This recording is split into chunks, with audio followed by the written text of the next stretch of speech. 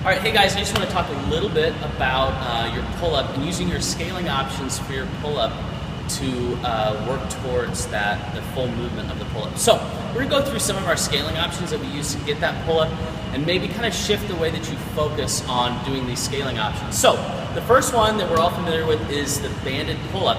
What I see most often is that people are really concerned in the pull-up about their chest getting, or their chin getting over the bar. So like this, I see a lot of this. Pulling right here, so it's just task completion. I just want my chin over the bar at all costs. And we really don't see that ever turn into the actual pull-up. So what I challenge you guys to do is, as you scale this banded pull-up, that you focus more on your elbow being down to your side. So if that means that your chin never goes over the bar, it's probably for the better. So think like this.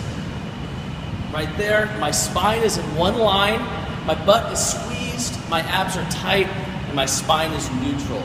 Notice I'm not throwing that head up and breaking that strong spinal position. Okay, guys, and now moving on to the ring rows. So in the banded pull-ups, we see people really break the spine this way, especially up around the neck, and get really efficient on that pull.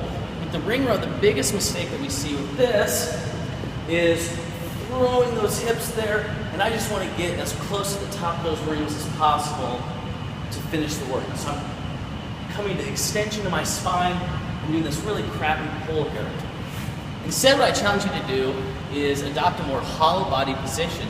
So if you need to back off on the angle of that row just a little bit, think about pulling those rings to your armpits and almost doing a sit-up at the same time. So feel like somebody's pressing against your hips to keep those hips down and your belly engaged in that ring row. So here's the correct way. Here's the wrong way to do it. Guys, and for those of you that have your kipping pull-ups but are really struggling with stringing those together, or maybe even getting your chest to bar pull-up there consistently, the same rule applies with the banded pull-ups. Your neck position stays neutral. So even if that means your chin doesn't go over the bar, but you're pulling from this neutral position, I would prefer that than your chin making over the bar. So that looks a little bit like this.